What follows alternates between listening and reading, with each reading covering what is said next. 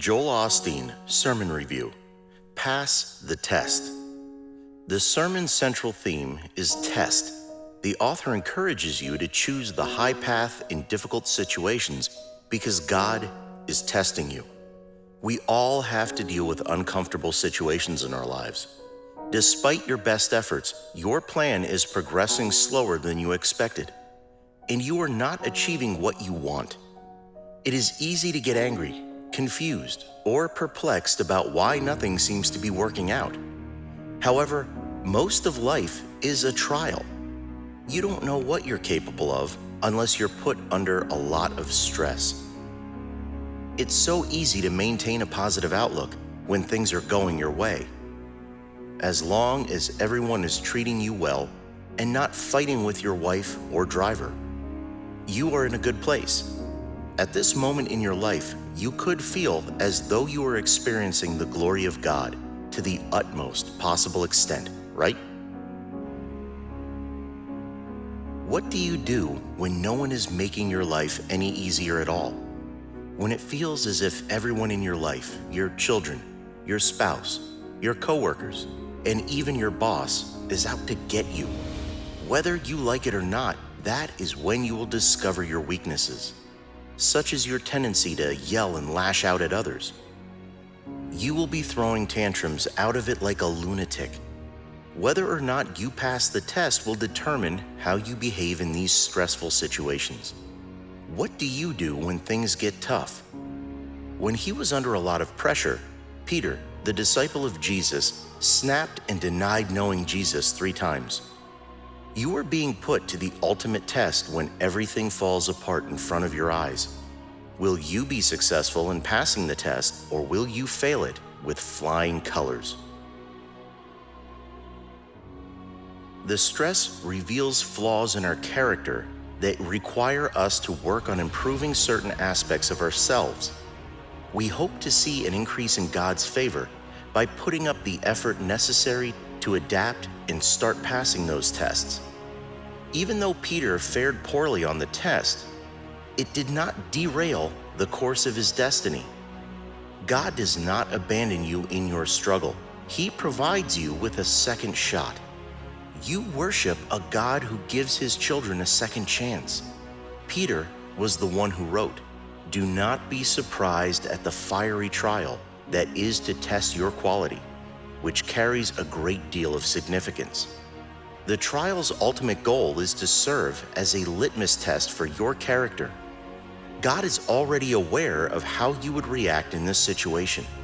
It is not to demonstrate God, but rather for you to see what is within yourself. Your response will teach you something about yourself. It will not teach God anything.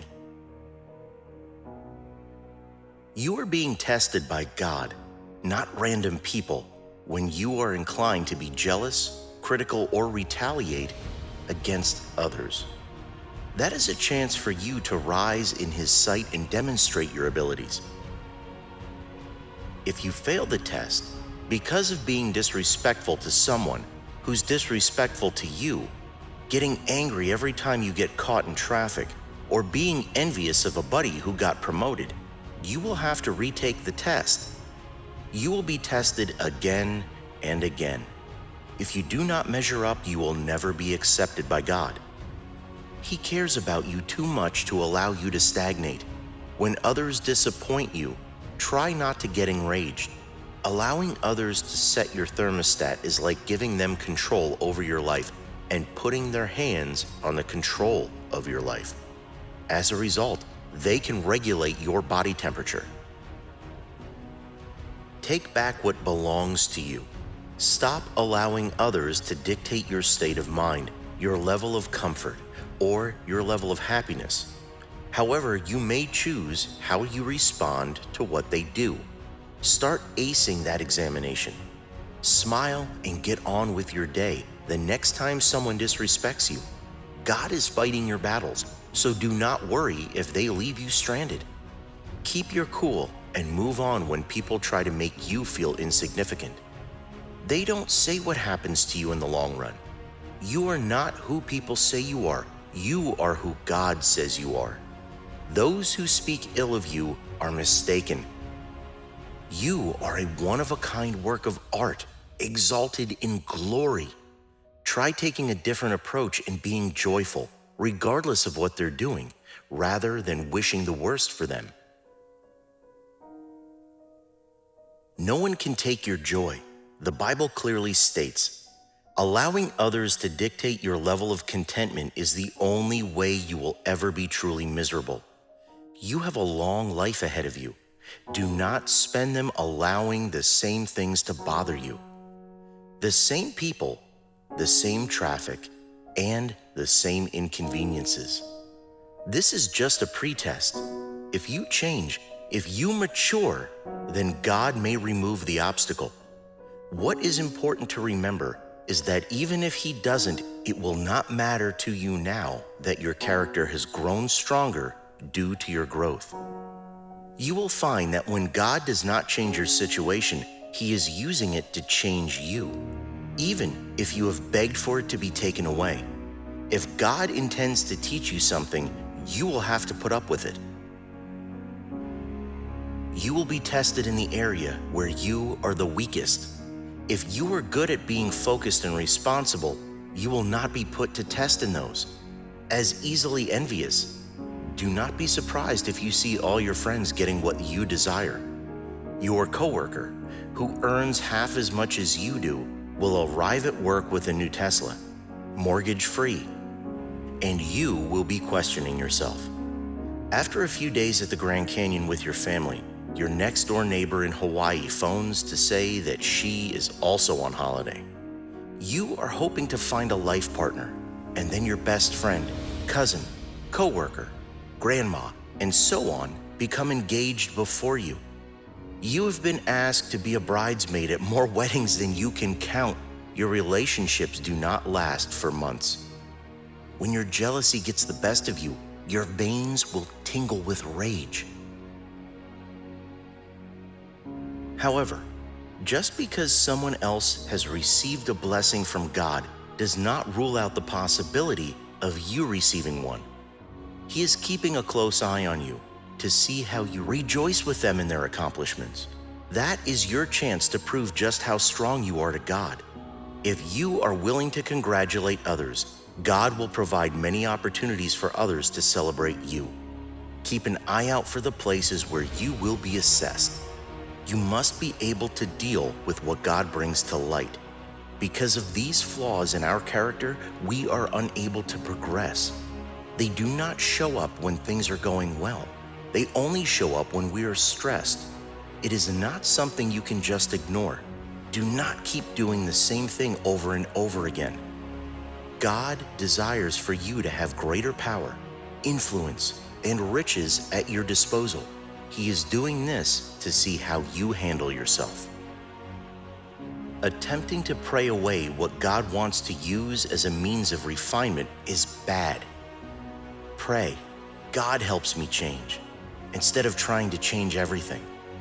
Pray to have more patience, not be jealous, and not let other people steal your joy. Being nice to a person who is not nice to you might test your character. When others treat us badly, it is easy to do the same to them. If they put us down, we will put them down as well. If you want to fulfill your potential, you must be the bigger person and allow God to handle your conflicts. If you succumb to their temptations, get drawn into the conflict, are vindictive, or pay others back, God will no longer trust you with greater authority. That is a test. You will demonstrate to God that you will be on the correct path all along. Imagine David's struggles with King Saul. Being the bigger person is draining and difficult in many situations. You are at work, and no one there seems particularly inclined to get along with you. You decide to do the right thing, but the attacks grow even more severe despite this. David also suffered. He played the harp to cheer up the king, but he schemed to assassinate him. David had multiple opportunities to murder the king, but didn't.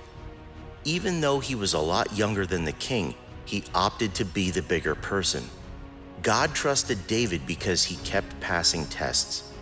David did not tell Saul off, get revenge, or make his life miserable when he was under immense pressure. He was honorable. He let God win. The more you allow God to work on your character, the less open you become to offense and the less likely you will live your life to repay those who have wronged you. Do not be surprised if you run into people who have broken their promises and made you seem terrible, or situations that are not fair. These people betrayed your trust. You are entitled to retaliate. Become like David by passing the test.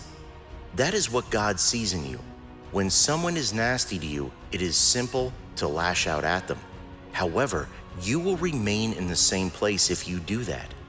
God will take you to new heights. At times, He encourages you to take a moment to yourself. Conflict can be minimized by keeping quiet. Allow God to handle the conflict in your life. Keep your cool in the face of adversity, as the psalmist said. The test has been passed.